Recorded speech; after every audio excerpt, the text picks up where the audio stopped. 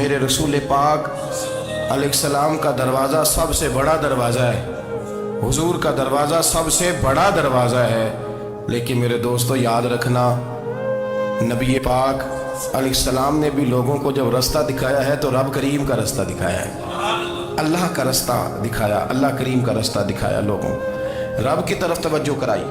میرے رسول کریم سید عالم صلی اللہ تعالیٰ علیہ وسلم نے لوگوں کی اللہ کی جانب توجہ کرائی، لوگوں سے یہ کہا کہ وہ اپنے رب کریم کی جانب اپنا ذہن رکھیں، اپنی توجہ اپنے اللہ کی جانب مبذول کریں۔ میری بات کو اچھے طریقے سے سمجھیے گا، علم اللہ تبارک و تعالیٰ عطا کرتا ہے تو اسے اللہ کی عطا ہی سمجھنا چاہیے۔ کچھ لوگوں کے پاس علم ہوتا ہے پر علم نافع نہیں ہوتا، وہ ٹامک ٹونجا مارتے رہتے ہیں ساری زندگی۔ علم کو اللہ کی عطا سمجھیں، اپنی عقل پر اپنے شعور پر زیادہ بھروسہ نہ سمجھیں، نظر اللہ پہ رکھیں۔ حضرت مولا علی شیر خدا کرم اللہ تعالی وجہہ الکریم سے کسی نے پوچھا تھا بڑا عالم کون ہوتا ہے؟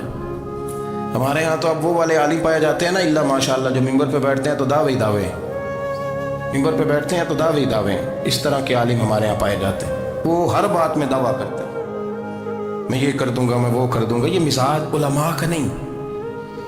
حضرت علی المرتضیٰ سے کسی نے پوچھا بڑا عالم کون ہوتا ہے؟ فرمایا بڑا عالم وہ ہوتا ہے کہ جسے مسئلے کا پتہ نہ ہو تو وہ کہہ دے مجھے نہیں پتا، میں پتہ کر کے بتاؤں گا، غلط بات بیان نہ کرے۔ امام مالک سے کسی نے کوئی مسئلہ پوچھا تو آپ فرمانے لگے مجھے اس سوال کا جواب نہیں آتا، ہمارے بزرگ سمجھاتے کیا ہے؟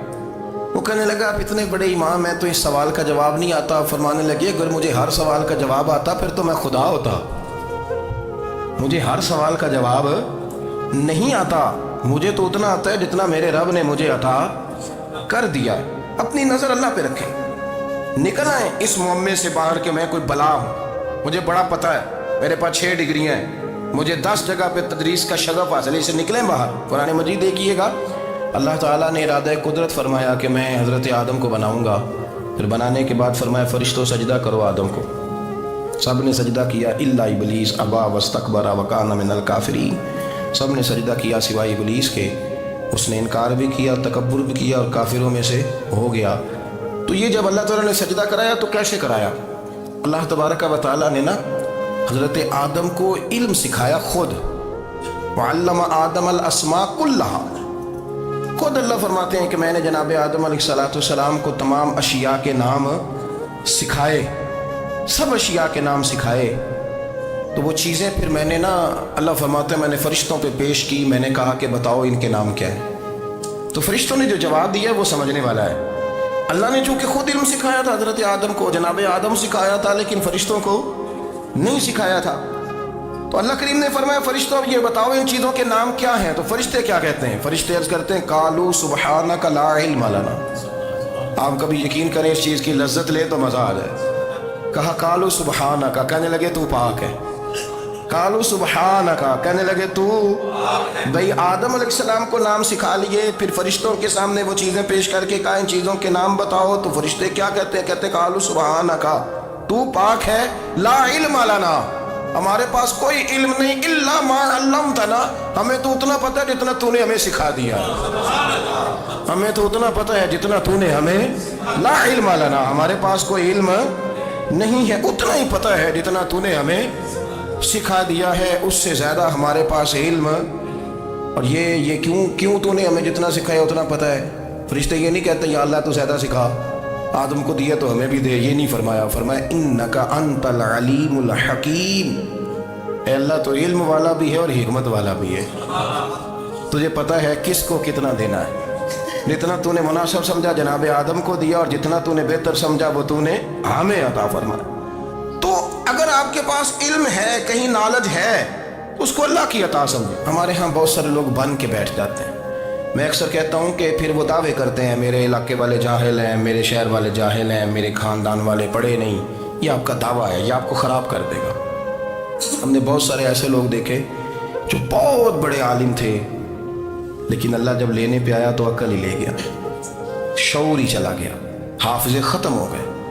آپ دیکھتے ہیں بڑھاپے میں کچھ لوگ ایسے ہوتے ہیں کہ جن کو یہ بھی یاد نہیں رہتا کہ میرا نام کیا ہے، میں کہاں ہوں، مجھے کدھر جانا ہے، تو اس وقت سے اللہ کی پناہ مانگیں اور اپنی نظر اپنے رب کریم کی جانب رکھیں، اللہ کی جانب اپنی نظر کو مبذول رکھیں۔ دوسری بات، علم کے بعد ایک چیز آتی ہے جس کا نام ہے ہدایت، جس کا نام ہے تقوی، جس کا نام ہے پرہیزگاری، جس کا نام ہے عمل، عبادت، ریاضت۔ یہ بھی اسی وقت ہی نصیب ہوتی ہے جب میرا رب کریم نصیب فرما دیتا ہے۔ ہم نے نا نیکی کا اپنا اپنا سٹیٹس بنا لیا ہے، اپنا اپنا معیار بنا لیا ہے۔ کچھ لوگ کہتے ہیں کہ جناب مسجد میں سیمنٹ کا توڑا دینے سے بہتر ہے کسی غریب کو آٹے کا تھیلا دے دو۔ اب اس نے اپنا مزاج بنا لیا نا نیکی کا، اس نے اپنا سٹیٹس بنا لیا۔ میرا یہ سوال ہے کہ نبی پاک صلی اللہ تعالیٰ علیہ وسلم جب مدینہ شریف آئے تھے تو حضور نے سب سے پہلے غریبوں میں آٹا تقسیم کیا تھا کہ سب سے پہلے مسجد بنائی تھی؟ کیا عجیب لوگوں کا رنگ ہے، اپنی مرضی کی ہدایت، اپنی مرضی کا تقوی، اپنی مرضی کا معیار۔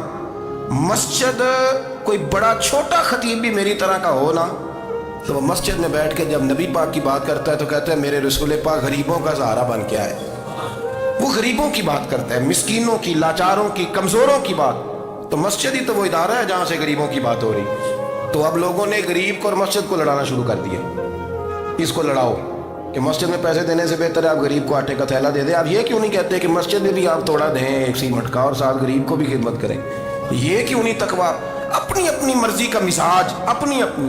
کچھ لوگ کہتے ہیں چھوڑو جی، ساری زندگی انسان نماز پڑھتا رہے اور پھر گالیاں بھی دیتا رہے، بندہ داڑھی بھی رکھ لے اور جھوٹ بولنا بھی نہ چھوڑے، تو یہ آپ نے اپنے پاس سے تقوی کا معیار بنایا ہے۔ گالی دینے کا گناہ ہے اور داڑھی رکھنے کا ثواب ہے۔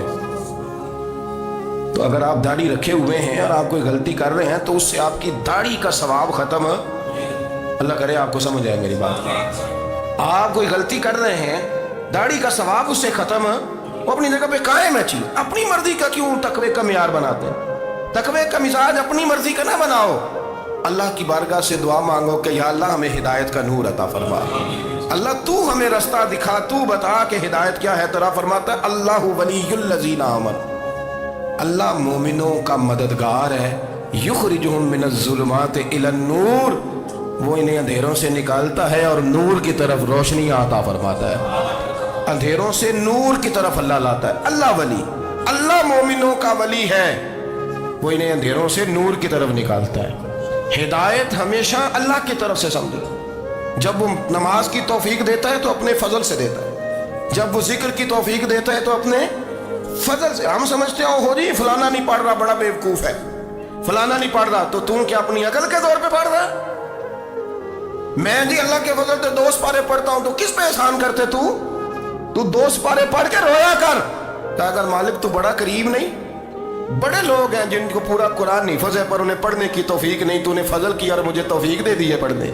رویا کر، پڑھ کے رویا کر، راتی ساری کر کر زاری، وہ نیند اکھاں تھی توندے تے فجرے وہی گناہگار کا آون سب تو نیوے ہوندے۔ مہربانی کریں، ڈریں، نیکی کریں تو پھر ڈریں، پھر احساس پیدا کریں، پھر اپنے اندر وہ کمزوری لائیں کہ توبہ توبہ مجھے تو پتہ ہی نہیں، تو جانتا ہی نہیں۔ حضرت سیدنا امام اعظم ابو حنیفہ رحمۃ اللہ تعالیٰ علیہ کے ساتھ ایک شخص کہتا میں نے نماز پڑھی تو عشاء کی نماز تھی۔ یہ جو لوگ بڑے ہوتے ہیں نا، ان کے پیار کرنے والے بڑے ہوتے ہیں، ان کے گرد خوف بھی بڑا ہی ہوتا ہے، انہیں بڑا ڈر لگتا ہے، بڑی بعض اوقات آزمائش ہوتی ہے ان کی۔ عشاء کی نماز کہتے پڑھی تو امام صاحب نے نا عشاء کی نماز میں تلاوت کی آیتیں فَمَن يَعْمَلْ مِثْقَالَ ذَرَّةٍ خَيْرًا يَرَهُ وَمَن يَعْمَلْ مِثْقَالَ ذَرَّةٍ شَرًّا يَرَهُ۔ فرمایا جو ذرہ برابر خیر کرے گا وہ بھی قیامت میں دیکھے گا، اور جو ذرہ برابر شر کرے گا وہ بھی قیامت میں اس شر کو دیکھے گا، اس کے سامنے آئے گا۔ تو وہ شخص کہتا ہے کہ سارے لوگ نماز پڑھ کے چلے گئے تو امام صاحب رحمۃ اللہ علیہ نے اپنی داڑھی پکڑی، رو رہے ہیں، کہتے ہیں وہ ذرہ برابر نیکی کا بدلہ دینے والے، وہ ذرہ برابر شر پہ سزا دینے والے، میری سفید داڑھی کو دیکھ مالک، میرے ذرے ذرے سامنے نہ لانا، لوگ تو میری بڑی قدر کرتے ہیں دنیا، میں تو بڑا پہچانا جاتا ہوں، لوگ تو میری راہوں میں پھول لیے کھڑے ہوتے ہیں، مجھے بڑا نوازتے ہیں، قیامت میں رسوا نہ کر دینا، میرے لیے مشکل ہو جائے گی۔ وہ کہتے ہیں میں نے امام صاحب کا درد دیکھا، مجھے کوئی کام تھا تو میں چلا گیا، میں نے کہا کہ وہ اس وقت اللہ کے حضور حاضر ہیں تو میں دوبارہ آؤں گا۔ کہتے میں تہجد کا وقت آیا تو امام صاحب وہیں بیٹھے تھے اور ان کی داڑھی آنسوؤں سے بھری ہوئی تھی۔ اور زور سے داڑھی پکڑی ہوئی کہنے لگے مالک رسوا نہ کر دے، قیامت میں رسوا نہ کر دے۔ یار جو ہدایت یافتہ لوگ تھے وہ تو ڈرے ہوئے تھے، وہ تو سہمے ہوئے تھے، وہ تو کہتے تھے یہ اس کا فضل نہیں، اس نے بلا لیا، یہ اس کا کرم نہیں۔ حضرت باعزید بستامی کسی کافر کو دیکھتے تو رو پڑتے، کہتے مالک تو کتنا کریم ہے، یہ بے ایمان رہ گیا، تو نے اپنے فضل سے مجھے اپنے نبی کا غلام بنا لیا۔ وہ رو پڑ۔ یہاں تو لوگوں کا دعویٰ ہی بڑا ہے۔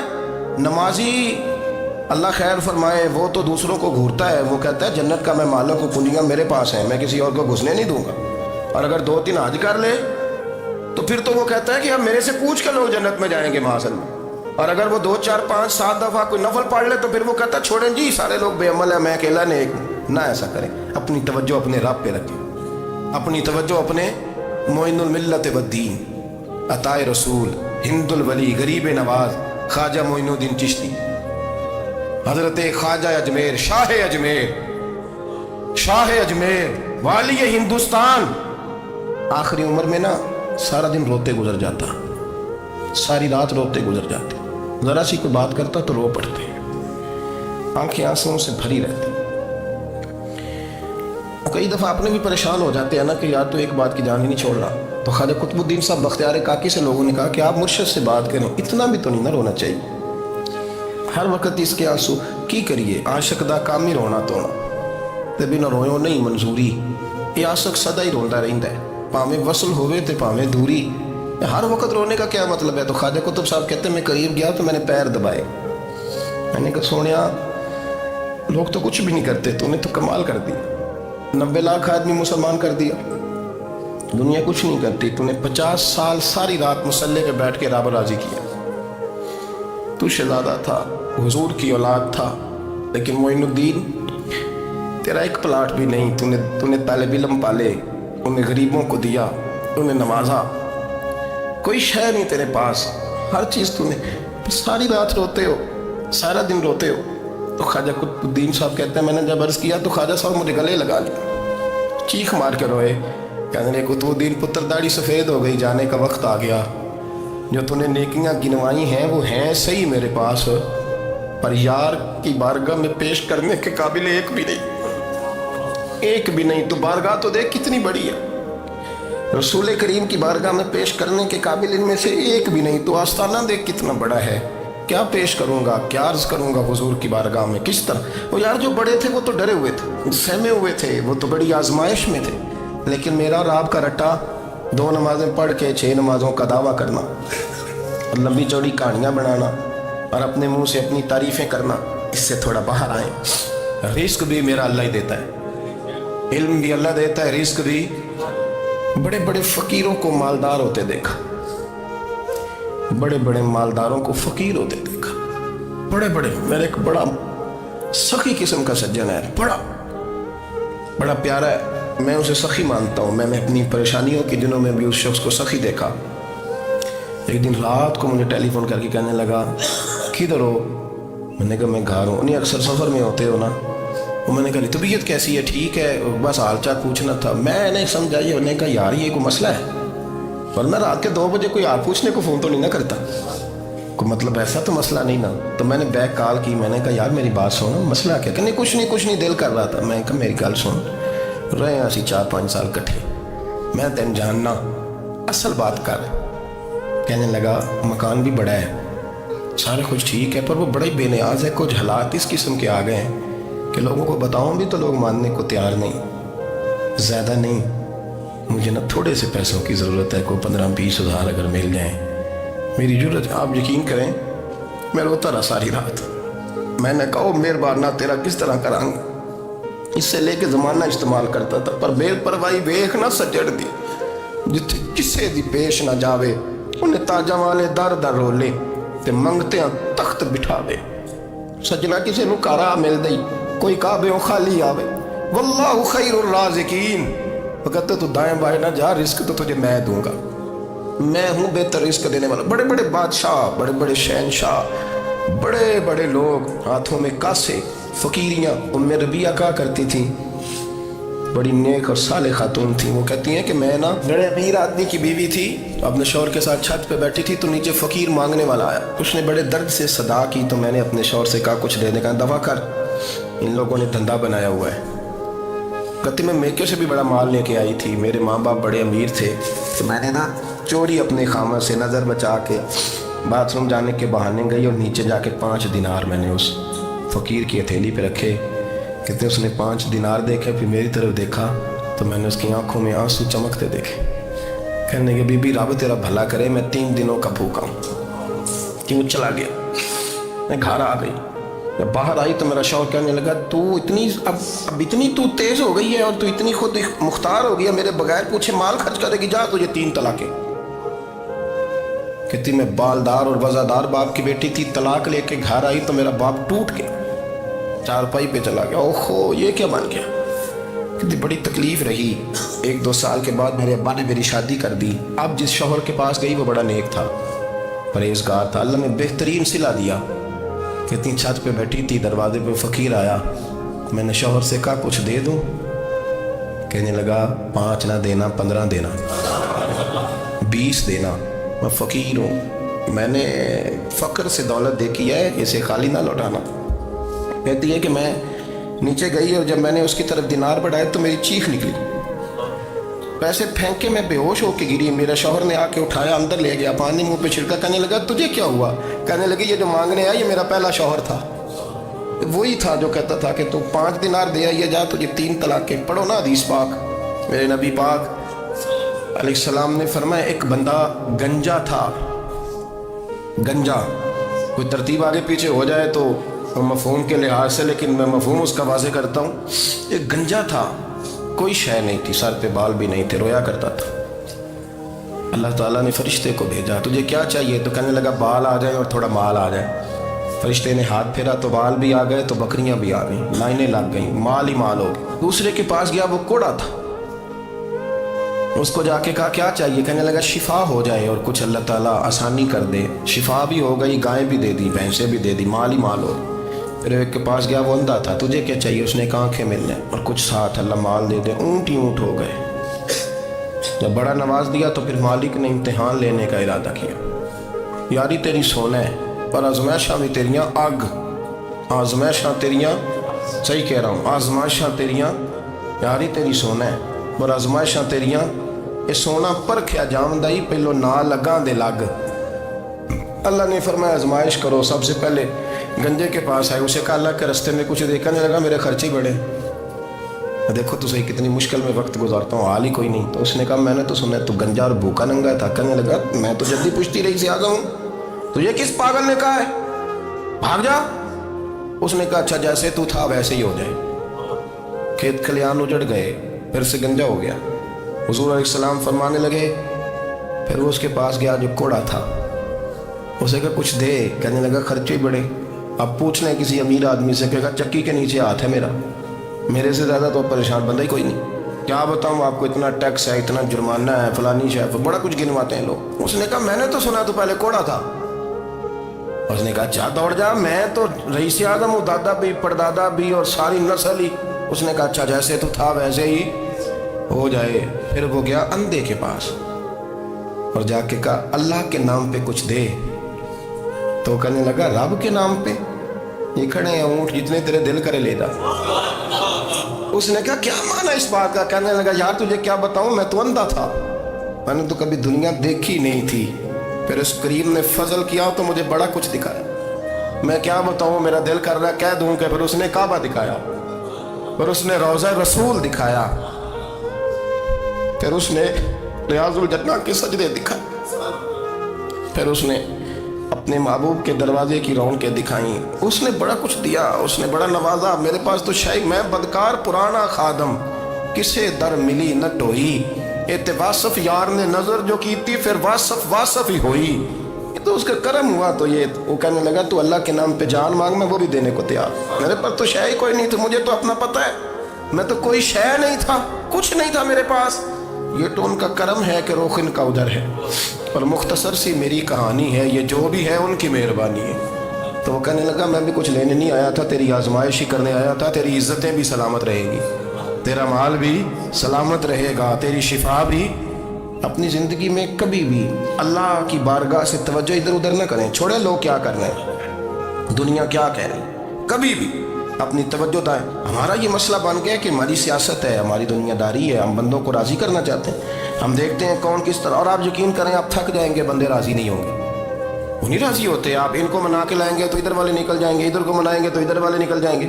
اس چکر سے باہر آئیں, اس رب کو راضی کریں جو فرماتا ہے ان الذین آمنوا وعملوا الصالحات سیجعل لهم الرحمن ودا. فرمایا تو ایمان لانے کے بعد نیک عمل کر, میں لوگوں کے دلوں میں تیری محبت پیدا کر دوں گا. رحمان لوگوں کے دلوں میں محبت ڈال دے گا, اللہ لوگوں کے دلوں میں. اپنی نظر ہمیشہ اپنے رب پہ رکھیں. اتنی لمبی چوڑی دنیا داروں سے امیدیں نہ وابستہ کریں. میں نے دیکھا ہے لوگ کاسا لیسی کرتے ہیں, کبھی اس کے دروازے پہ کبھی اس کے دروازے پہ. ان چکروں سے باہر آئیں اور اپنے رب کی بارگاہ کی طرف توجہ کریں. استغفار شوق سے پڑھا کریں, اور اکیلے میں نہ, اکیلے میں. حضرت رئیس المتکلمین مولانا نقی علی خان صاحب رحمۃ اللہ نے لکھا ہے کہ فرعون 500 سال حکومت کر گیا. یہاں تو 5 سال کی حکومت کی پیر لڑکھڑاتے ہیں, 500 سال. فرماتے اصل وجہ یہ تھی کہ دنیا جب سو جاتی تھی نا تو اوپر چادر لے کے تو مصلے پہ بیٹھ جاتا تھا اور ہاتھ باندھ کے کہتا تھا رب تو ہی ہے, میرا پردہ نہ کھولنا, مالک تو ہی ہے, کرم نوازی کرنا, میری پکڑ نہ کرنا. وہ بے ایمان ہو کے اگر 500 سال ہاتھ باندھے تو گزارا کر لیتا ہے, تو ایماندار ہے. پر مسئلہ یہ ہے کہ تو رات کو بکل مار کے ہاتھ نہیں نہ باندھتا, تو محنت نہیں کرتا, تو استغفار نہیں کرتا. توبہ کریں تو بچے رہیں. وہ اتنی لمبی حکومت کر گیا چونکہ رات کو کہتا تھا مالک رب تو ہی ہے, لیکن مہربانی فرما, میری پکڑ نہ فرمایا, تو اللہ نے تو اس کو مہلت دے دی.